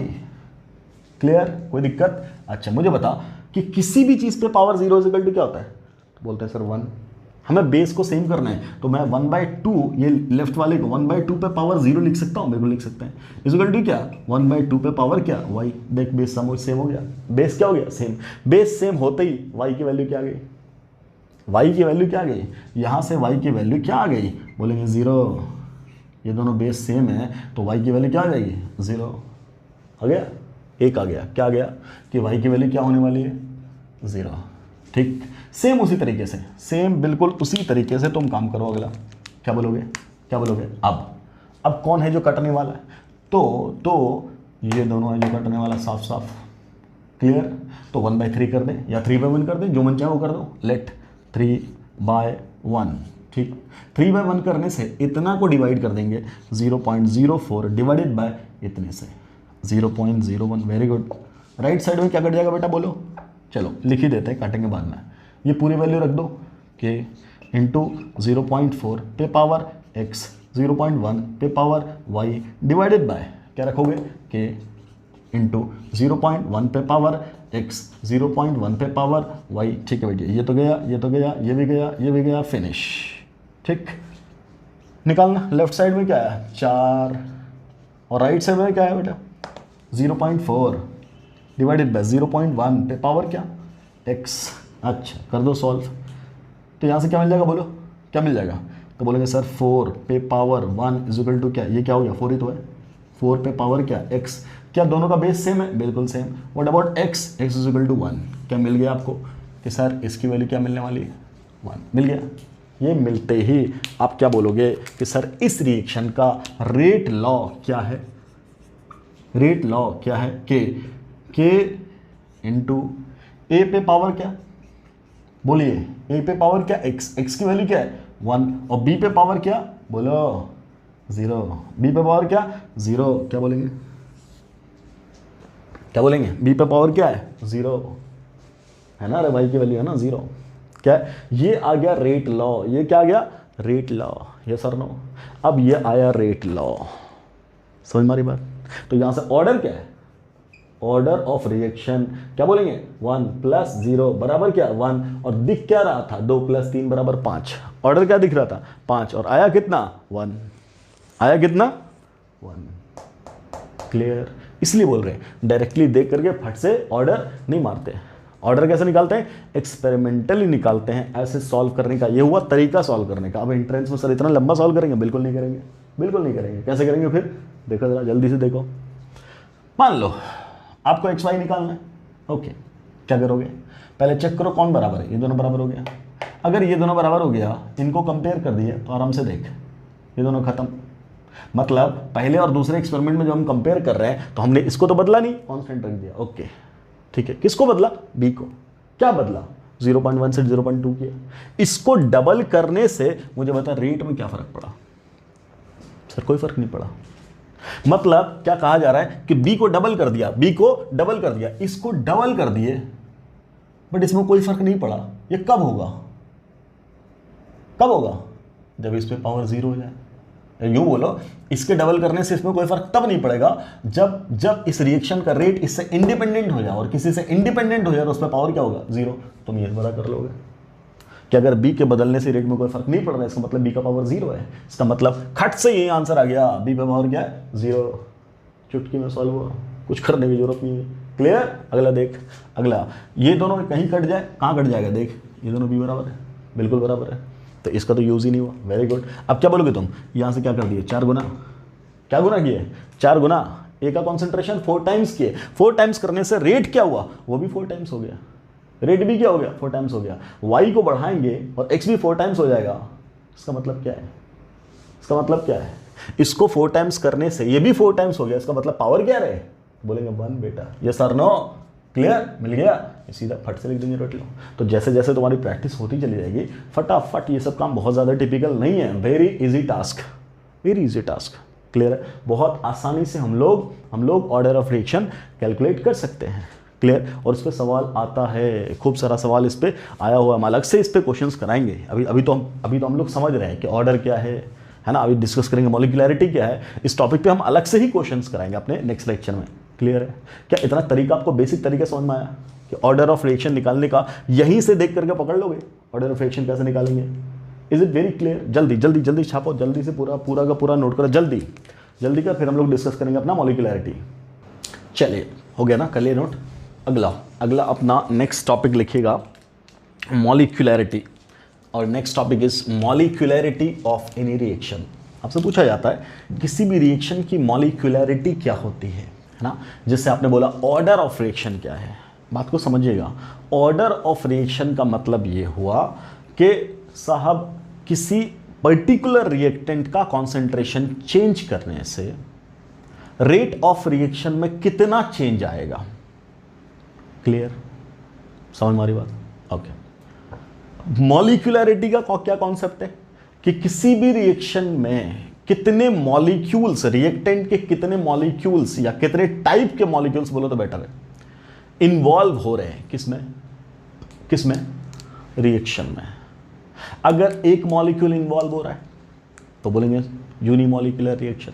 अगर दो मॉलिक्यूल इन्वॉल्व हो रहा है तब बोलेंगे बायमॉलिक्यूलर रिएक्शन। अगर तीन मॉलिक्यूल इन्वॉल्व हो रहा है तब बोलेंगे ट्राइमॉलिक्यूलर रिएक्शन। तो मॉलिक्यूलैरिटी सिंपली क्या है, किसी भी रिएक्शन में कितने मॉलिक्यूल इन्वॉल्व हो रहे हैं। क्लियर? किसके? रिएक्टेंट के, is called molecularity of the reaction. तो पहला स्टेटमेंट तो ये लिखिएगा जल्दी से, it is simply total number of molecules participating या involved in any reaction। ठीक, ये रिएक्शन किसका? Total number of molecules of reactant लिखना था। Total number of molecules of reactant. Clear? Reactant के कितने मॉलिक्यूल इन्वॉल्व हो रहे हैं उसको हम लोग क्या बोलेंगे? बोलो बेटा, क्या बोलेंगे? क्या बोलेंगे? मॉलिक्यूलैरिटी ऑफ रिएक्शन। मान लो आपका रिएक्शन है PCl5। क्लियर? क्या बना दिया? PCl3 और क्या बना दिया? Cl2। क्लियर? कितना मॉलिक्यूल इन्वॉल्व हो रहा है? Only one. तो मॉलिक्यूलैरिटी कितनी हो जाएगी? 1। क्लियर? मॉलिक्यूलैरिटी कितनी हो जाएगी? 1। ओके। अगर हम बोले रिएक्शन अपना H2 प्लस क्या? I2 गिविंग क्या? बोलेंगे 2HI। ठीक, कितने मॉलिक्यूल इन्वॉल्व हो रहे हैं? 2। कितने मॉलिक्यूल इन्वॉल्व हो रहे हैं? 2। तो मॉलिक्यूलैरिटी कितनी है? 2। क्लियर? मॉलिक्यूलैरिटी कितनी है? 2। मैं इसका रिवर्स कर दूंगा, मैं बोल दूं 2HI giving H2 plus I2। बोला जाए मॉलिक्यूलैरिटी बताओ, अभी बोलेंगे 2, तो टाइप मत बोलना। Number of molecules participating in any chemical reaction are called या is called molecularity of that reaction। Clear? अब इसका स्टैंडर्ड डेफिनेशन देखो, देखते हैं जो यूनिमॉलिक्यूलर के अलावा इस्तेमाल होता है। क्या बोलते हैं? Total number of molecules colliding. क्या बोलते हैं? लिखो जल्दी से लिखो। Total number of molecules colliding with each other. Total number of molecules colliding with each other in same plane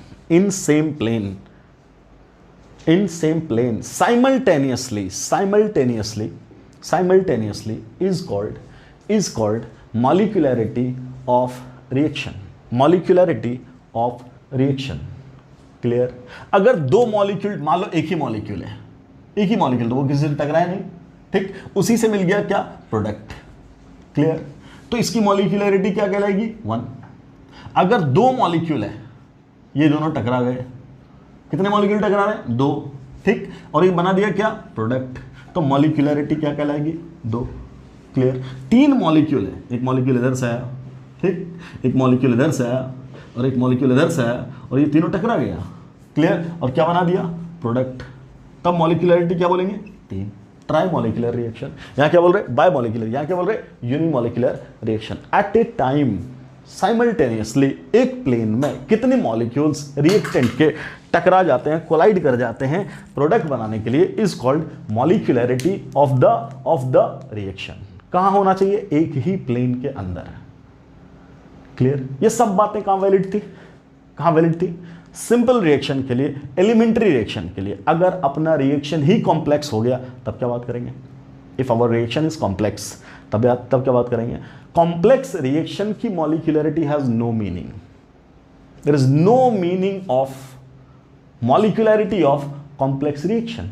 तो भैया कॉम्प्लेक्स रिएक्शन कहते किसको पहले, तो कॉम्प्लेक्स रिएक्शन किसको बोलते हैं, कॉम्प्लेक्स रिएक्शन बोलते हैं ऐसे रिएक्शन को which proceeds in more than one step, more than one step, ऐसा रिएक्शन जो एक से ज्यादा स्टेप में प्रोसीड करता है, ठीक। इसका मतलब एक ओवरऑल रिएक्शन अलग होगा, अलग अलग रिएक्शंस मतलब उसके स्टेप वाइज रिएक्शंस अलग होंगे, क्लियर, स्टेप वाइज रिएक्शंस अलग होंगे, क्लियर। तो क्या बगैर स्टेप वाइज रिएक्शंस को देखे मॉलिक्यूलरिटी डिसाइड कर सकते हैं, बोलेंगे नहीं, बिल्कुल नहीं, क्लियर क्लियर। अब ध्यान से, जितने स्टेप हैं हर स्टेप की मॉलिक्यूलरिटी अलग अलग डिफाइन होगी। For any complex reaction molecularity of each and every step is defined separately, clear. अच्छा सर, ओवरऑल रिएक्शन की मॉलिक्यूलरिटी किसके बराबर होगी, ओवरऑल रिएक्शन की molecularity will be equal to molecularity of that step which is the slowest step of the mechanism। ये दो बात समझना है। कॉम्प्लेक्स रिएक्शन अगर कॉम्प्लेक्स रिएक्शन हुआ तब क्या बोलेंगे, हर एक स्टेप की अलग अलग मॉलिक्यूलरिटी डिफाइन होगी, क्लियर। ओवरऑल रिएक्शन की मॉलिक्यूलरिटी किसके बराबर होगी, जो स्लोएस्ट स्टेप है उसके बराबर। जल्दी लिखिएगा, for complex reactions molecularity, for complex reactions molecularity has no meaning. For complex reactions, molecularity has no meaning, although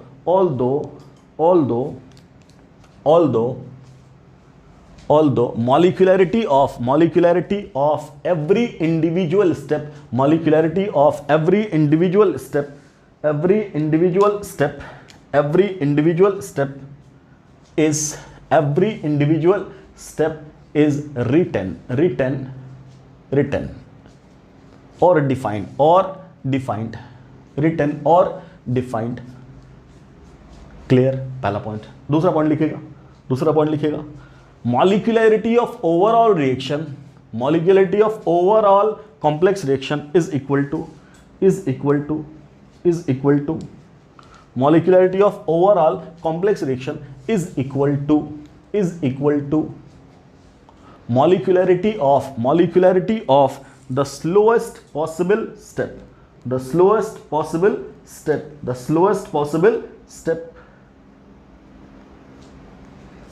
clear, the slowest possible step, clear। जैसे एक रिएक्शन है, क्या एक रिएक्शन है NO2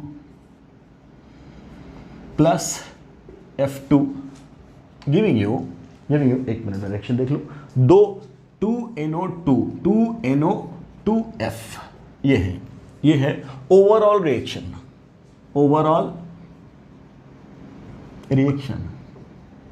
पहले देख लो क्या ये बैलेंस है क्या, यहाँ NO2 कितना बेटा, NO2 कितना है 2, तो यहाँ 2 लगाएंगे, क्लियर। और फ्लोरीन कितना हो गया 2, ऑलरेडी 2 है, क्लियर, ठीक है। ओवरऑल रिएक्शन ऐसा है, ठीक। ये तो ओवरऑल रिएक्शन है। अब इसका जो मैकेनिज्म है, जो मैकेनिज्म प्रपोज किया गया इसका, उसमें क्या है, सबसे पहले एक NO2 रिएक्शन करता किसके साथ F2 के साथ, और F2 के साथ रिएक्शन करके क्या बना देता, NO2F, क्या बना देता, NO2F, क्लियर। और साथ में एक फ्लोरीन एटम निकल गया बाहर, क्लियर, समझ में आ रही बात। अगला अब वो NO2 वो रिएक्शन करेगा उस F के साथ और क्या बना देगा, बोलो, NO 2F, ये तो बन रहा है, ये तो बन रहा है, हाँ ये बन रहा है। चलो इसको ज़रा जोड़ के देख लो, इसको अगर हम लोग जोड़ दें, जब जोड़ देंगे तो ये वाला F और ये वाला F कट जाएगा, बोलो कट गया, बिल्कुल कट गया। बचा क्या, बचा क्या, एक और एक दो, तो 2NO2, 2NO2 और प्लस क्या, ये वाला F2 बच गया, गिविंग यू ये एक और एक दो, 2NO2F, ये हुआ।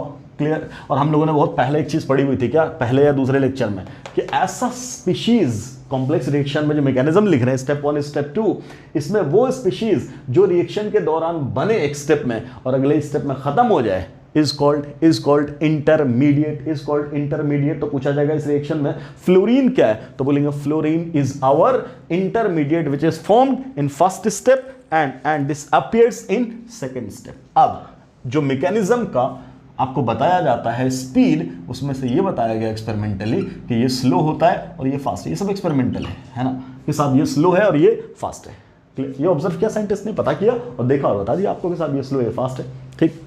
अब अगर स्लो है, पहली बात कि सर मॉलिक्यूलरिटी हम कैसे डिफाइन करें, तो हम लोग क्या बोलेंगे, मॉलिक्यूलरिटी कैसे डिफाइन करेंगे बेटा, तो हम क्या बोलेंगे, इस स्टेप की अलग, इस स्टेप की अलग, ओवरऑल की अलग, यही लिखेंगे हम लोग। क्या लिखेंगे, बोलो बोलो क्या लिखेंगे, molecularity, molecularity of step 1 is equal to कितना है, कितना है, एक और एक दो।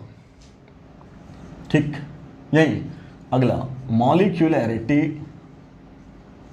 ऑफ स्टेप, बोलो 2 इज इक्वल टू कितना बेटा, एक और एक दो। क्लियर। ठीक। अगला मॉलिक्यूलरिटी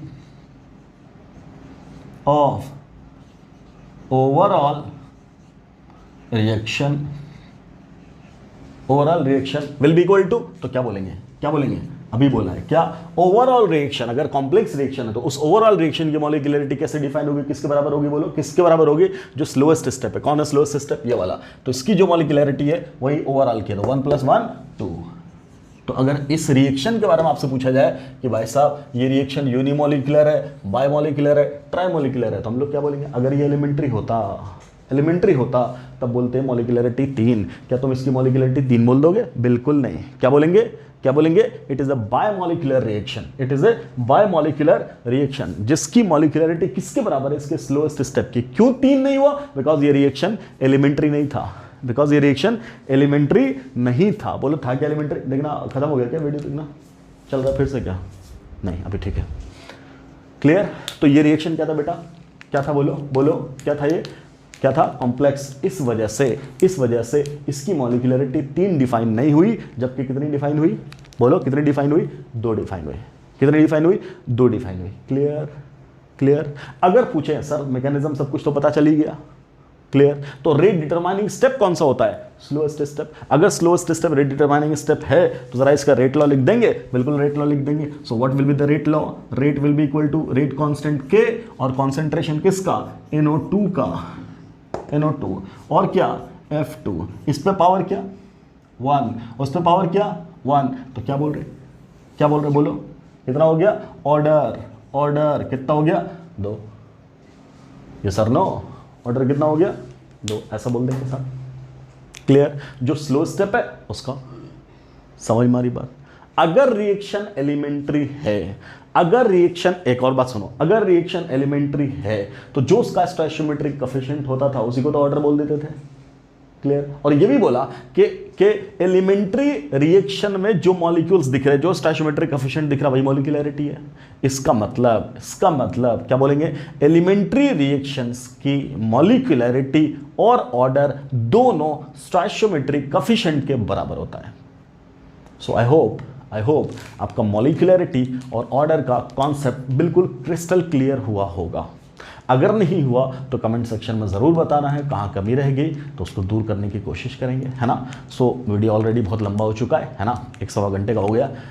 सो अगले लेक्चर में हम लोग कोशिश करेंगे एक दूसरी चीज़ जो अपना बच गया, क्या आपका बच गया, एक तो बच गया सूडो फर्स्ट ऑर्डर, मतलब सूडो ऑर्डर रिएक्शन एक बच गया, और दूसरा बच गया रेट कांस्टेंट की कहानी, उसके यूनिट के बारे में, और रेट कांस्टेंट का आपस में रिलेशन अलग अलग रिएक्टेंट के टर्म्स में।